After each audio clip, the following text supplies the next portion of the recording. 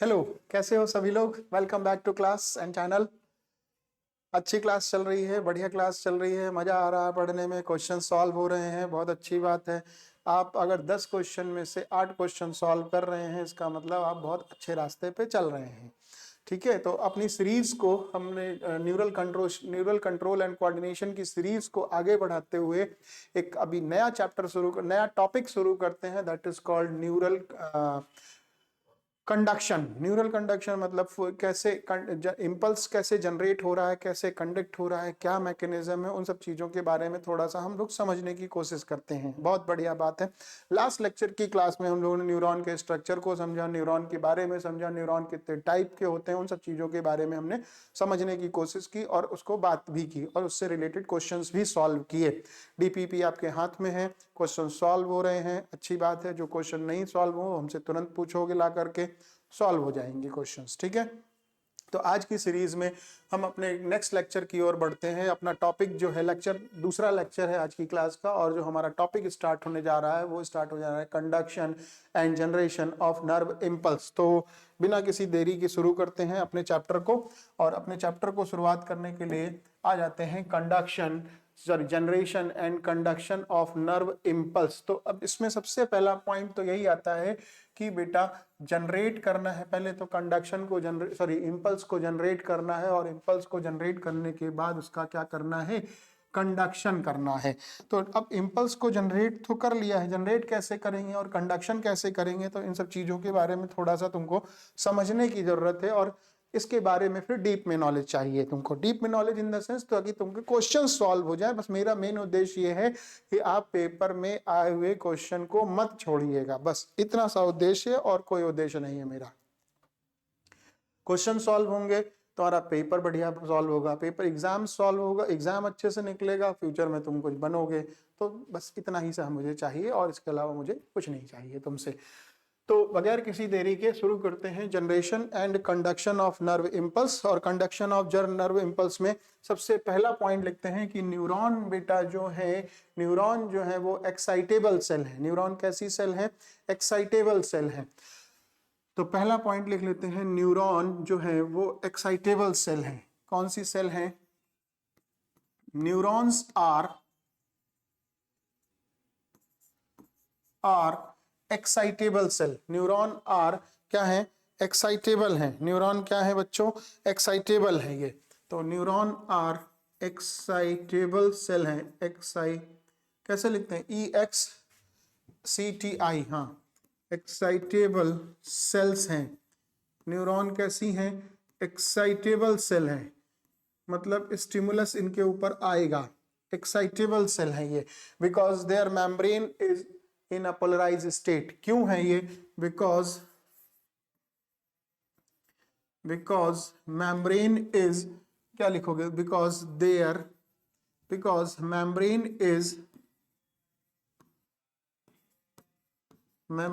Is in polarise state,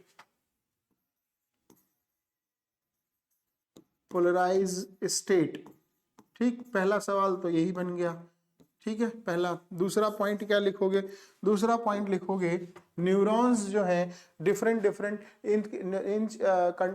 मतलब ये जो स्टिमुलस हो रहा है इसमें डिफरेंट टाइप्स के चैनल्स पाए जाते हैं। तो various types of channel are present, various type of channel, various types of channel are present, various type of channel are present on neural membrane, on neural membrane। बहुत सी type के channels present होते हैं, और these channel are, next point लिख लेते हैं, these channel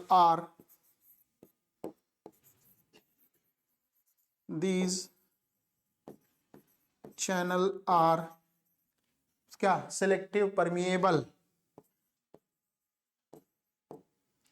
selective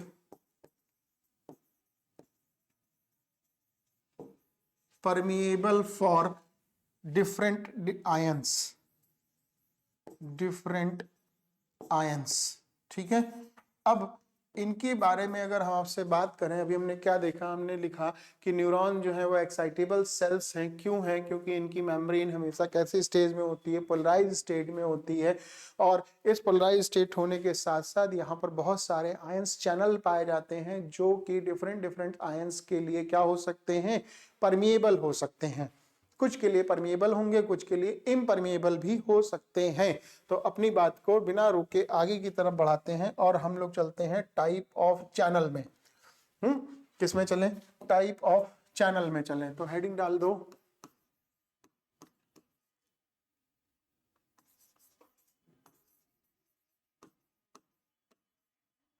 type of channel. तो सबसे पहला जो चैनल होता है वो कहलाता है लीकेज चैनल। वो कौन सा चैनल है बेटा?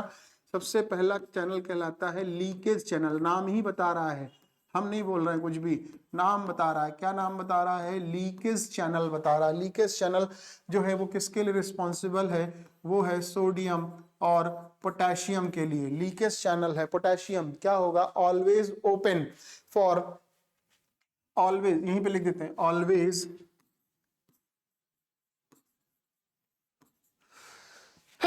Sorry, always open for, always open for potassium to sodium. पहले बात तो ये हो गई। दूसरी, वोल्टेज गेटेड चैनल। दूसरा कौन सा चैनल है? Voltage gated channel. Voltage gated channel, gated channel ये किसके लिए होगा? ये कैल्शियम के लिए होगा, और किसके लिए होगा? पोटेशियम के लिए होगा, और किसके लिए होगा? सोडियम के लिए होगा। ठीक है। Open for, open of VCG, यहीं पे लिख देते हैं, open of VCG, opening of VC मतलब VGC, voltage gated channel, voltage gated channel depend on membrane potential. Opening of VCG is depend upon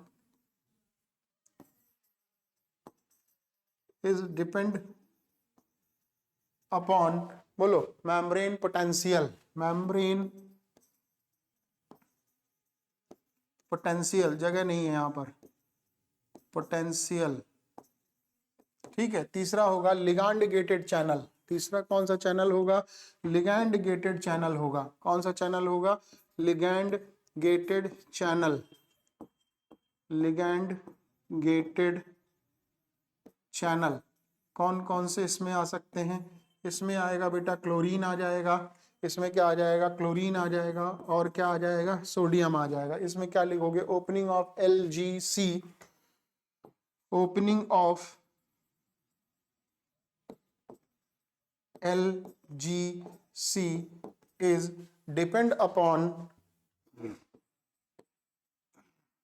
is depend upon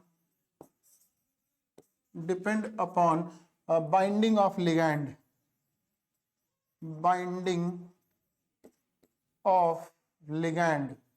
ठीक है। एक ये 3 चैनल हो गए, और चौथा चैनल होता है मैकेनिकल चैनल, जो सोडियम के लिए होता है।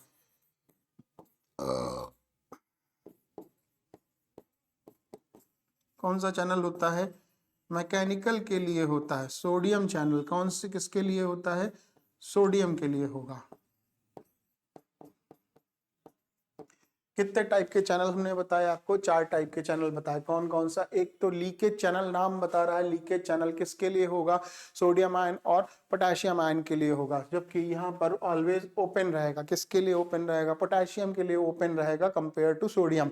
ठीक है। दूसरा चैनल कहलाता है वोल्टेज गेटेड चैनल या VGC। VCG जो है वो किसके लिए होगा? पोटेशियम के लिए होगा, कैल्शियम के लिए होगा, और सोडियम के लिए होगा।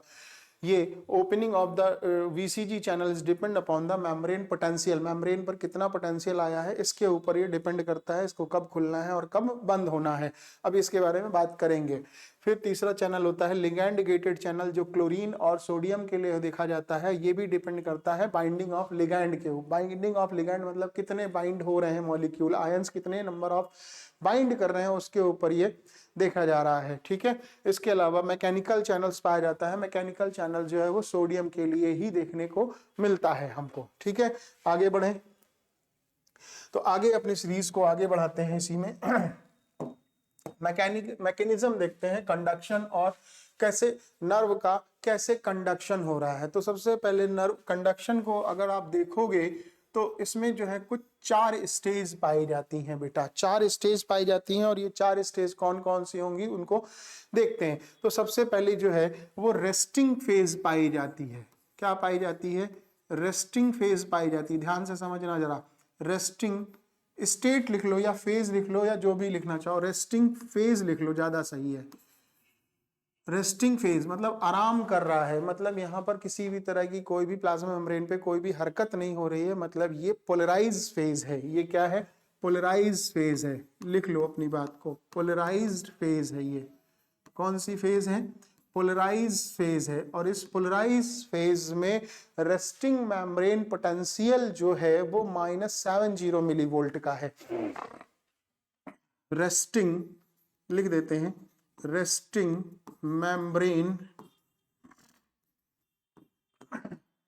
मेम्ब्रेन पोटेंशियल कितना है? कितना है? -70 मिलीवोल्ट है। ध्यान रखना इस बात को, -70 मिलीवोल्ट है यहाँ पर। और इस जगह पर परमिबिलिटी किसकी होगी? तो अपनी तीसरी इसी बात में लिख देते हैं, परमिबिलिटी किसके लिए होगा यहाँ पर ज्यादा? परमिबिलिटी किसके लिए होगी? तो परमिबिलिटी के लिए देखो, परमिबिलिटी अभी तुमको बताया हमने सोडियम्स और पोटेशियम के लिए बीच में देखी जा रही, क्योंकि इसमें सोडियम और पोटेशियम का ही खेल है, तो सोडियम पोटेशियम को ही देखेंगे। तो पोटेशियम आयन के लिए ओपन होगा, जबकि सोडियम आयन के लिए ओपन नहीं होगा। सोडियम आयन के लिए क्या होगा? क्लोज होगा, या फिर सीधे सीधे लिखो ओपन और मोर होगा। और इसके लिए लेस होगा, मतलब इस दौरान सोडियम आयन की एंट्री पूरी तरह से बंद होगी, जबकि पोटेशियम आयन की एंट्री पूरी तरह से क्या होगी? खुली हुई होगी। ठीक है, अच्छा अब इसी चीज को थोड़ा सा डायग्रामेटिक अगर हम समझने की कोशिश करें तो हम क्या समझेंगे? डायग्रामेटिक। तो डायग्रामेटिक समझने के लिए थोड़ा सा इसको हटा करके इधर कर देते हैं, उधर डायग्राम बना देते हैं। तो डायग्राम इसको थोड़ा सा शिफ्ट कर देते हैं। क्या लिखा? भूल गए हम तो, परमिबिलिटी लिखा था। परमिबिलिटी पोटेशियम आयन मोर, जबकि सोडियम आयन लेस। ठीक, ये बात लिखी। अब डायग्रामेटिक व्यू अगर आप समझने की कोशिश करोगे तो डायग्रामेटिक व्यू में ये देखो प्लाज्मा मेम्ब्रेन है, ये क्या है? प्लाज्मा मेम्ब्रेन है। इसमें यहाँ पे लिख देते हैं तुम्हारे लिए, प्लाज्मा मेम्ब्रेन है ये। और इस प्लाज्मा मेम्ब्रेन में ये अंदर की तरफ, ये बाहर की तरफ है। तो अंदर का एटमॉस्फेयर जो है वो कैसा है बेटा? पॉजिटिव है। अंदर का एटमॉस्फेयर कैसा है? पॉजिटिव है, जबकि बाहर का एटमॉस्फेयर क्या है? नेगेटिव है। ठीक है, तो ये हमने दिखा के रखा। अब इसमें चैनल्स बना के दिखाते हैं तुमको, तुम्हारे लिए।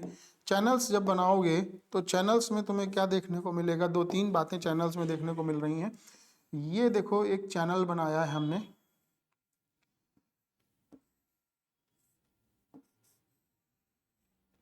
एक ये चैनल है, ये चैनल, और एक इधर चैनल दिखा देते हैं ताकि तुम समझ पाओ चीजों को अच्छे से।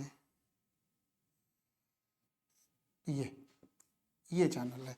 तो इस चैनल में हो क्या रहा है? तुम देखो, यहां से पोटेशियम आयन की तो एंट्री हो रही है। ये देखो, पोटेशियम आयन बाहर जा सकते हैं, पोटेशियम आयन बाहर की तरफ जा सकते हैं, लेकिन सोडियम आयन की एंट्री क्या है, पूरी तरह से बैन है। यहाँ पर कोई भी सोडियम आयन अंदर की तरफ नहीं आ सकता है। तो इसका मतलब ये है कि बाहर पोटेशियम बैठे हुए हैं, अंदर कौन है, सॉरी बाहर सोडियम बैठे हैं, अंदर पोटेशियम बैठे हैं। तो इस चैनल पोलराइज स्टेट में या रेस्टिंग फेज में परमिबिलिटी किसकी ज्यादा होगी, पोटेशियम आयन की परमिबिलिटी ज्यादा होगी।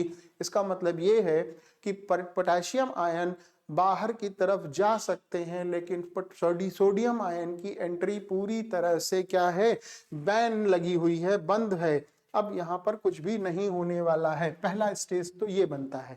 दूसरा स्टेज क्या बनता है, दूसरा स्टेज बनता है एक्शन पोटेंशियल का स्टेज। तो दूसरा फेज देखोगे, तो दूसरा फेज अगर तुम देखोगे तो एक्शन पोटेंशियल बनता है। एक्शन पोटेंशियल में क्या होने जा रहा है, दूसरी फेज देखो, एक्शन पोटेंशियल की फेज है। एक्शन पोटेंशियल की फेज आ रही है। अब एक्शन पोटेंशियल को अगर तुम देखोगे तो एक्शन पोटेंशियल की फेज में इसको डीपोलराइज फेज भी बोलते हैं।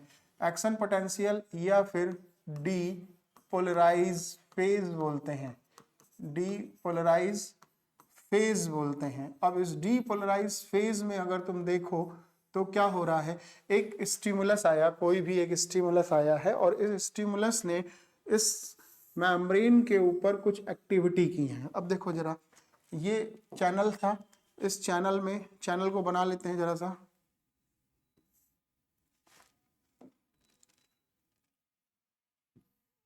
चलो पहले चैनल बना लेते हैं।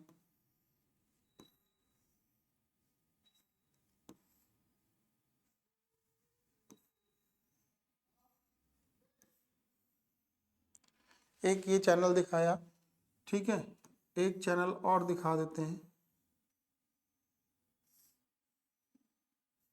एक ये चैनल दिखा दिया, एक और दिखा दो चैनल।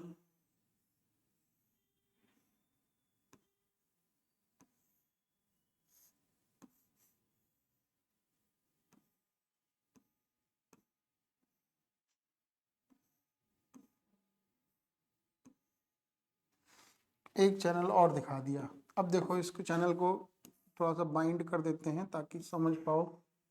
ये चैनल्स दिख रहे हैं आपको प्लाज्मा मेम्ब्रेन के ऊपर, ठीक है। अब इस चैनल्स में तुम अगर देखोगे ध्यान से तो बाहर की तरफ कौन है, पोटेशियम, सोडियम है, अंदर की तरफ पोटेशियम है। बाहर की तरफ कौन है, सोडियम है, और अंदर की तरफ पोटेशियम आयंस बैठे हुए हैं। अब ये स्टिमुलस कोई आया इसके ऊपर, और स्टिमुलस जैसे ही आया, स्टिमुलस जैसे ही आया और स्टिमुलस की वजह से क्या हुआ, ये चैनल्स खोल दिए गए। ये चैनल्स क्या कर दिए गए, खोल दिए गए। अब देखो इसमें बात को लिख देते हैं, क्या लिख देते हैं, as information come on plasma membrane, as information, या फिर इसको बोलते हैं स्टिमुलस। एज कोई भी क्या हुआ, स्टिमुलस आ गया, क्या आ गया, स्टिमुलस आ गया, या एक इंफॉर्मेशन आ गई। तो एज इंफॉर्मेशन या stimulus came on plasma membrane, plasma membrane पे आई तो सोडियम पोटेशियम चैनल्स खोल दिए जाएंगे। क्या हो जाएगा, पोटेशियम चैनल्स क्या हो जाएंगे, खोल दिए जाएंगे। पोटेशियम चैनल्स आर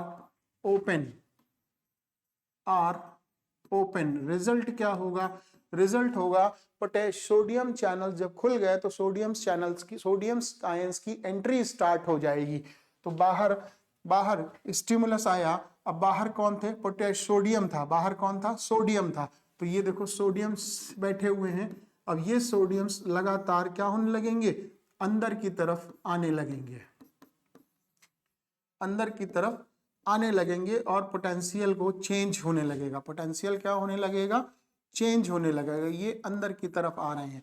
अब पोटेंशियल जब चेंज होने लगेगा तो अब पोटेंशियल कितना था, माइनस, मतलब पोटेंशियल जिसको बोलते हैं, जिसको आप बोल रहे हो RMP, रेस्टिंग मेम्ब्रेन पोटेंशियल कितना था, -70 मिलीवोल्ट था।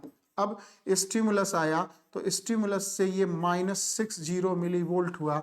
ऐसे करते करते करते करते ये -20 मिली वोल्ट होगा।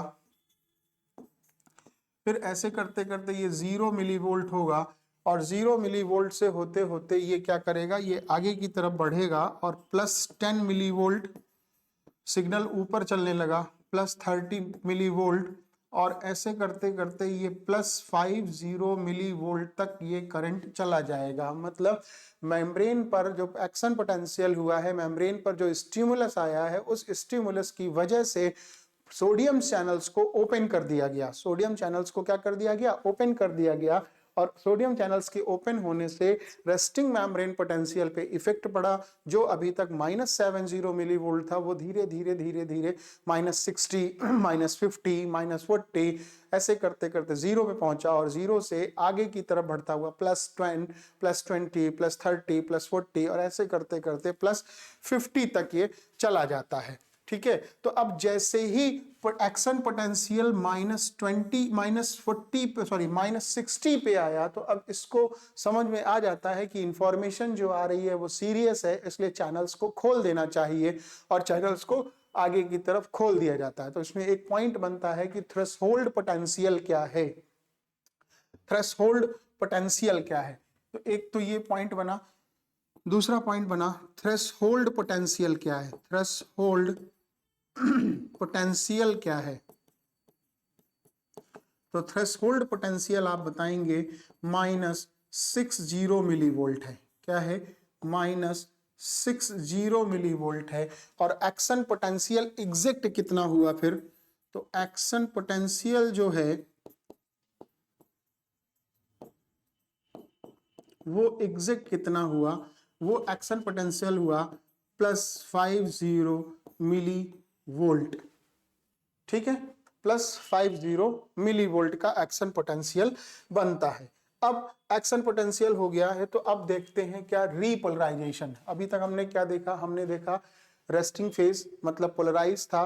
पोलराइज से क्या हुआ, स्टिमुलस आया तो डीपोलराइज हुआ। अब डीपोलराइज से ये नीचे की तरफ आएगा मतलब पोलराइज फेज होगा, या फिर इसको बोलते हैं रीपोलराइज फेज। ठीक है, इसको क्या बोलते हैं, रीपोलराइज फेज बोलते हैं। तो रीपोलराइज फेज को समझने के लिए रीपोलराइज फेज को देखो, रीपोलराइज फेज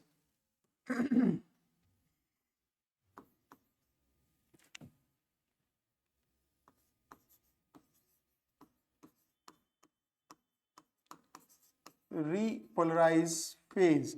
अब रीपोलराइज फेज में क्या होने जा रहा है, रीपोलराइज फेज में दो बातें तीन बातें इंपॉर्टेंट रखती हैं। क्या, सोडियम चैनल्स तो खुले हुए थे पहले, अब पोटेशियम चैनल्स की एंट्री भी हो गई है, पोटेशियम चैनल्स को भी ओपन कर दिया गया है। तो पोटेशियम चैनल्स की ओपन हो गए, potassium channel open, potassium channel भी क्या कर दिए गए, ओपन कर दिए गए। और इसकी वजह से आयनिक कंसंट्रेशन में डिफरेंस हो गया, इसकी वजह से डिफरेंशिएशन क्रिएट हो गया। किसमें, आयनिक कंसंट्रेशन मतलब डिसबैलेंस हो गया। तो difference between, difference of ionic, difference created है ना। तो दूसरा पॉइंट लिख देते हैं, difference create in ionic balance, ionic balance. Ionic balance क्या हो गया, डिफरेंट हो गया, आयनिक बैलेंस में चेंजेस आ गया। तो आयनिक बैलेंस को चेंज हो गया है, तो इसका मतलब है इसको इंप्रूव करना पड़ेगा। तो improve, this ionic balance can be improved by, this ionic balance can be improved by this differentiation. सीधे सीधे लिखो, this difference of ionic balance can be improved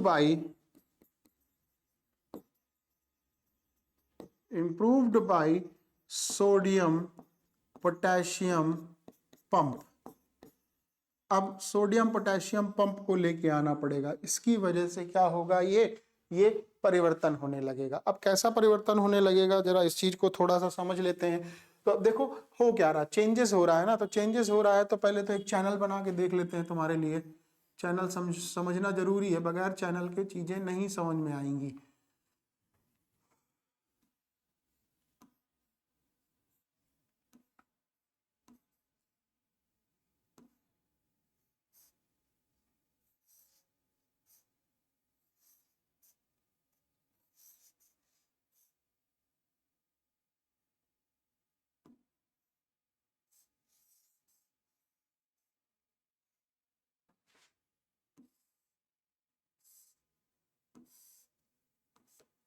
ऐसे समझो।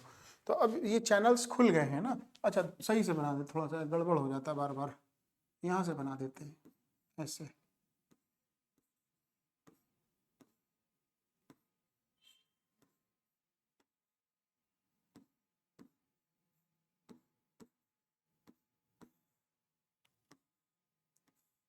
देखो ये चैनल्स है, ये प्लाज्मा मेम्ब्रेन है, ये क्या है, प्लाज्मा मेम्ब्रेन है।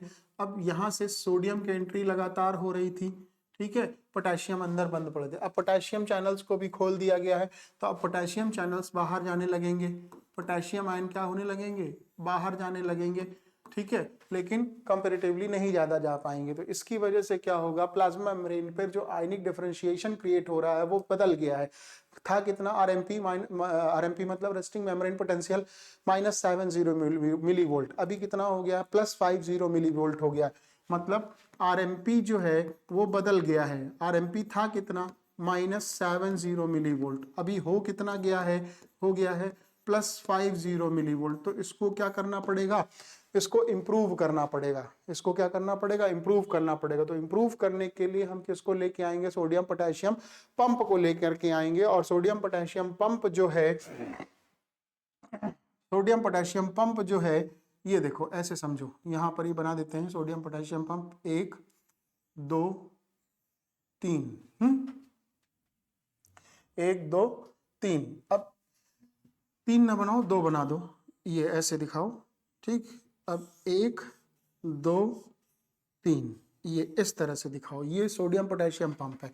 ये क्या करेगा, बाहर से 2 पोटेशियम मॉलिक्यूल को बाइंड करेगा ये, और अंदर से 3 सोडियम मॉलिक्यूल को बाइंड करेगा, 1 2 3। और इनकी एटीपी को लेकर के ये क्या हो जाएगा, पलट जाएगा। एटीपी को लेकर के क्या हो गया, पलट गया। मतलब सोडियम आयन को बाहर की तरफ कर दिया और पोटेशियम आयन को क्या कर दिया, अंदर की तरफ कर दिया। और ये कब तक करता रहेगा, ये तब तक ऐसा करता रहेगा जब तक resting membrane potential -70 millivolt नहीं हो जाता है, तब तक ये ऐसा करता रहेगा, ठीक है। तो इसी को हम लोग बोलते हैं एक्शन पोटेंशियल, मतलब sorry, conduction and generation of nerve impulse. फिर से समझो, कंडक्शन एंड जनरेशन में तो कंडक्शन पहले जनरेट करना है, फिर कंडक्ट करना है, तो जनरेशन एंड कंडक्शन। तो जनरेशन में क्या होगा, तो वो 3 स्टेज है। पहली स्टेज कौन सी है बेटा, पहली स्टेज है रेस्टिंग मेम्ब्रेन पोटेंशियल, जिसको पोलराइज स्टेट बोलते हैं। पोलराइज स्टेज में क्या है, पोलराइज स्टेज में जो रेस्टिंग मेम्ब्रेन पोटेंशियल है वो -70 मिली वोल्ट है, और सोडियम की एंट्री पूरी तरह से बंद है, पोटेशियम के चैनल्स कुछ खुले हुए हैं ताकि पोटेशियम कुछ बाहर जा सकते हैं, लेकिन सोडियम कोई भी अंदर की तरफ नहीं आ सकता है। मेन बात याद रखने वाली है कि यहाँ पर रेस्टिंग मेम्ब्रेन पोटेंशियल जो है वो -70 मिली वोल्ट का है। दूसरी स्टेज आती है पोलराइज स्टेज या डीपोलराइजेशन। डीपोलराइजेशन में स्टिमुलस आया और स्टिमुलस की वजह से क्या हुआ, -70 मिली वोल्ट जो है वो -60 मिली वोल्ट में बदल गया। इस -60 मिली वोल्ट को थ्रेशोल्ड पोटेंशियल बोलते हैं, थ्रेशोल्ड पोटेंशियल बोलते हैं। और थ्रेशोल्ड पोटेंशियल की वजह, थ्रेशोल्ड पोटेंशियल ने ये जान लिया है कि स्टिमुलस थोड़ा सा इंफॉर्मेशन जो है वो सीरियस है, इस तरह चैनल्स को खोला जाएगा और ये चैनल्स आगे की तरफ खुलने, पूरे के पूरे चैनल्स खोल दिए जाते हैं। लिहाजा रिजल्ट क्या होगा, रिजल्ट होगा जो बाहर की तरफ बैठे हुए सोडियम आयंस थे उनकी एंट्री स्टार्ट हो जाती है और आयनिक कंसंट्रेशन में डिफरेंशिएशन होता है, जिसकी वजह से -70 millivolt is later on converted into 0 and ये कब वैल्यू जो है +50 मिली वोल्ट तक पहुंच जाती है। +50 मिली वोल्ट जो है वो एक्शन पोटेंशियल है। अभी डीपोलराइजेशन हो चुका है। अब इसको वापस आना है, वापस आने के लिए मतलब रीपोलराइज करना है। तो रीपोलराइज के लिए क्या करते हैं, देखो अंदर की तरफ कौन है, potassium channel, potassium ion, sorry अंदर की तरफ कौन है, सोडियम आयन है, बाहर की तरफ कौन है, पोटेशियम आयन है। तो अब इसको वैल्यू को क्या करना है, चेंज करना है, मतलब रेस्टिंग मेम्ब्रेन पोटेंशियल पर हमको आना पड़ेगा। तो रेस्टिंग मेम्ब्रेन पोटेंशियल पर आने के लिए क्या करोगे तुम, रेस्टिंग मेम्ब्रेन पोटेंशियल पे आने के लिए हम सोडियम पोटेशियम पंप का यूज करेंगे। सोडियम पोटेशियम पंप क्या होता है, सोडियम पोटेशियम पंप जो है वह अंदर से 3 सोडियम मॉलिक्यूल को पकड़ेगा, 3 सोडियम आयन को पकड़ेगा और बाहर से 2 पोटेशियम आयन को पकड़ेगा। इन्हीं की एनर्जी को यूज करेगा in the form of ATP और ये शिफ्ट कर जाएगा, ये ट्विस्ट कर जाएगा, ये पलट जाएगा। और ये कब तक पलटता रहेगा, ये तब तक पलटता रहेगा जब तक कि आयनिक डिफरेंशिएशन लेवल जो है वो मेंटेन नहीं हो जाता है, बराबर नहीं हो जाता है, मतलब -70 मिलीवोल्ट तक नहीं पहुंच जाता है, तब तक ये काम ऐसा ही चलता रहेगा। Got it. अब इसी सब चीजों को हम एक ग्राफ के रूप में समझने की कोशिश करते हैं और ग्राफ में देखने की कोशिश करते हैं कि आखिरकार ये ग्राफ जो है कैसे काम कर रहा है। तो इस ग्राफ को थोड़ा सा समझने के लिए, ग्राफ को थोड़ा सा समझना है तो ग्राफ के लिए ग्राफ वाला पेज खोल लेते हैं। ये ग्राफ खुल गया हमारा और इस ग्राफ में एक ग्राफ बना लेते हैं। चलो जल्दी से ग्राफ बना लो।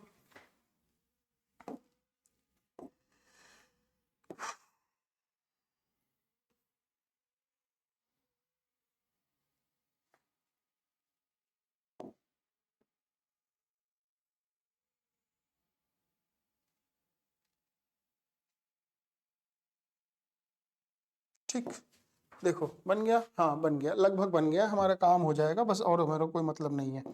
देखो भाई इस ग्राफ में अगर तुम समझोगे तो ग्राफ में अगर तुम देखो ध्यान से तो हम इसको दिखा देते हैं, यहां पर दिखा देते हैं -70 मिलीवोल्ट,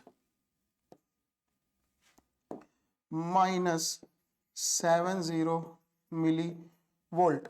इसका मतलब ये है कि यहां कहीं पर ये 0 होगा, फिर तो यहां कहीं पर ये 0 हो जाएगा, 0 मिलीवोल्ट। और आगे की तरफ सीरीज को थोड़ा सा आगे और बढ़ा लो, इसको और थोड़ा सा जोड़ लो, ऐसे समझ लो। ठीक, तो अब इसको अगर आगे बढ़ाओगे तो ये हो जाएगा +10 मिलीवोल्ट।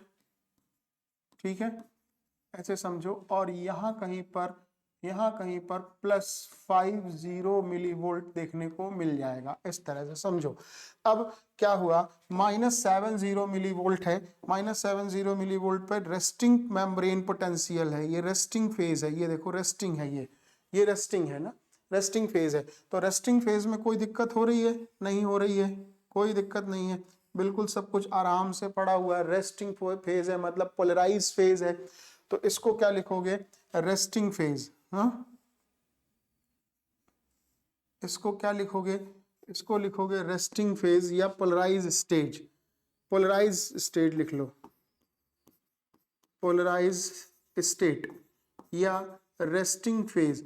अब स्टिमुलस आया, अब क्या आया, स्टिमुलस आया और स्टिमुलस से ये धीरे धीरे हलचल होने लगी। ठीक है, तो ये जो देख रहे हो, ये जो फेज तुमने देखी है ये वाली, इसको क्या बोलते हैं, इसको बोलते हैं स्टिमुलस फेज। इसको क्या बोलते हैं, स्टिमुलस फेज। यहीं पे लिख दें, लिख दो, इसको क्या बोलते हैं, स्टिमुलस फेज बोलते हैं।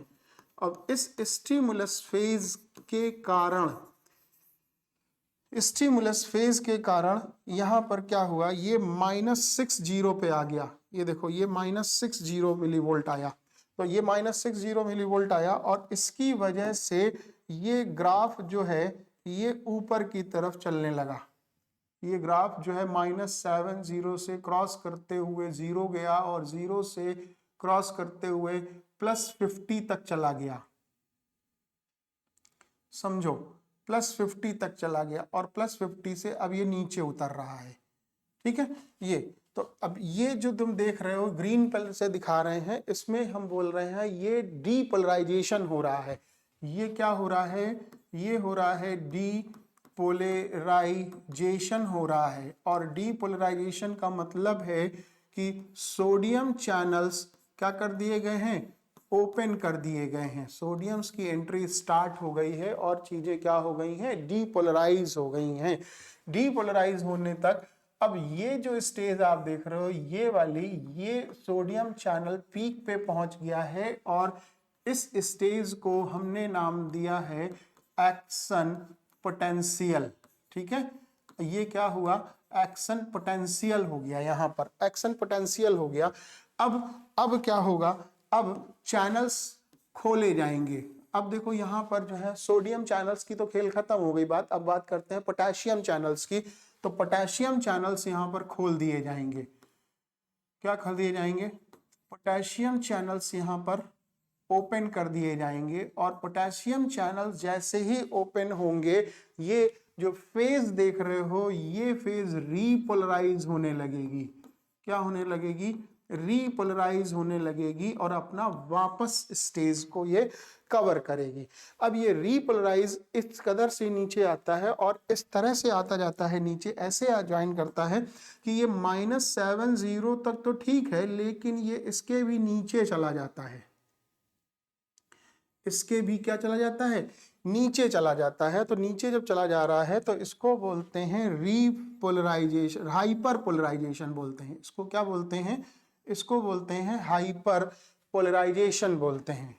ये कहां पहुंच गया, इसको रुक जाना चाहिए था -70 मिलीवोल्ट पर, लेकिन ये नहीं रुका और ये कहां पहुंच गया, -80 मिलीवोल्ट पे पहुंच गया। तो इस स्टेज को हम क्या बोलते हैं, इसको हम लोग बोलते हैं हाइपर रीपोलराइजेशन, हाइपर रीपोलराइजेशन बोलते हैं। इस तरह से हमने 4 स्टेज देखी, कौन कौन सी, पहली पोलराइज स्टेज देखा, दूसरा डीपोलराइज स्टेट देखा, तीसरा रीपोलराइज स्टेट देखा, चौथा हाइपर रीपोलराइज स्टेट देखा। अब एक क्वेश्चन यहां पर तुमसे पूछेगा, ये जो -70 से -80 मिलीवोल्ट जो आ रहा है, इस स्टेट को क्या बोलते हैं, ये कौन सा पीरियड है? तो तुम आंसर दोगे सर इसको रिफ्रैक्टिव पीरियड बोलते हैं। इसको क्या बोलते हैं, रिफ्रैक्टिव पीरियड बोलते हैं। तो इसका नाम क्या हुआ बच्चों, इसका नाम हुआ रिफ्रैक्टिव पीरियड बोलते हैं, रिफ्रैक्टिव पीरियड बोलते हैं। ठीक है, और रिफ्रैक्टिव पीरियड के साथ साथ ये जो स्टिमुलस स्टेज जो देख रहे हो, मतलब -70 से -60 पे जो पहुंच रहा है, इसको क्या बोलते हैं, इसको बोलते हैं थ्रेशोल्ड पोटेंशियल।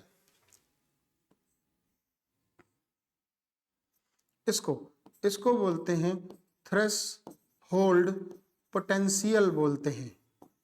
क्या बोलते हैं, थ्रेशोल्ड पोटेंशियल बोलते हैं इसको।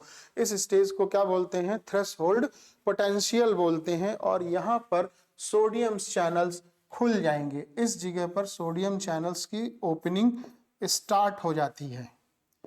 इस जगह पर सोडियम चैनल्स की ओपनिंग क्या हो जाएगी, स्टार्ट हो जाएगी, सोडियम चैनल्स ओपन हो जाएंगे। तो अभी तक हमने क्या समझा, 4 क्वेश्चन समझे।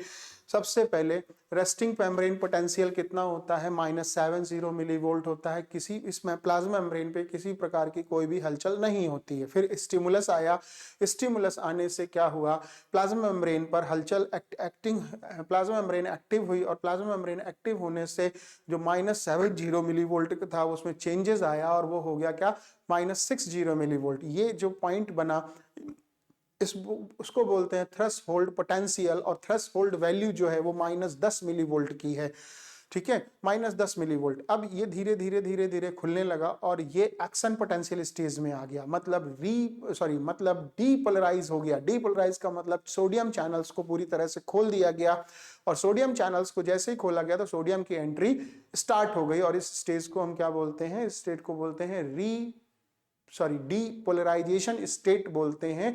और एक्शन पोटेंशियल जो आता है वो आता है +50 मिलीवोल्ट का। नाउ अब वापस इसको आना है, नीचे की तरफ आना है, और इस स्टेज को रीपोलराइजेशन बोलते हैं। और इस स्टेज के अंतर्गत सोडियम चैनल्स को खोल दिया जाता है। और ये सोडियम चैनल्स को जब खोला जाता है तो ये -70 मिलीवोल्ट की जगह ना रुक करके ये -80 मिलीवोल्ट पे रुकता है, मतलब हाइपर रीपोलराइजेशन हो जाता है। और हाइपर रीपोलराइजेशन में जो गैप आता है, that gap is known as refractive period. ठीक है, रिफ्रैक्टिव पीरियड। और ये थ्रेशोल्ड पोटेंशियल, तुमसे क्वेश्चन पूछेगा थ्रेशोल्ड वैल्यू बताओ, तो threshold value -10 millivolt. Refractive threshold potential होता क्या है, -70 से -60 का पहुंच जाना थ्रेशोल्ड पोटेंशियल कहलाता है। और इस स्टेज में सोडियम चैनल्स को पूरी तरह से ओपन कर दिया जाता है। यहां तक बात समझ में आ गई है? नहीं आई हो तो बताओ मुझे। ये एक्शन पोटेंशियल तुम्हारा कंप्लीट हुआ।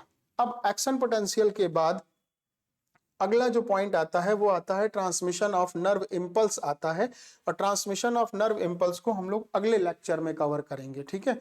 तो अभी तक इतना बहुत है, इतना लेक्चर तुम्हारे लिए पर्याप्त है। इस लेक्चर को तुम थोड़ा सा पढ़ो, समझो, और जहां क्वेश्चंस सॉल्व नहीं होंगे वो क्वेश्चंस हमसे पूछो। हेडिंग डाल के छोड़ो, क्या हेडिंग डाल के छोड़ोगे? Transmission of nerve impulse. तो ट्रांसमिशन ऑफ नर्व इंपल्स तुम अगर डालोगे तो तुमको आगे की चीजें मिलेंगी, ठीक है। इसी के साथ में ये लेक्चर यहीं पे एंड हो रहा है। अब आगे की क्लास को नेक्स्ट लेक्चर पे कंटिन्यूअस हम करेंगे, ठीक है।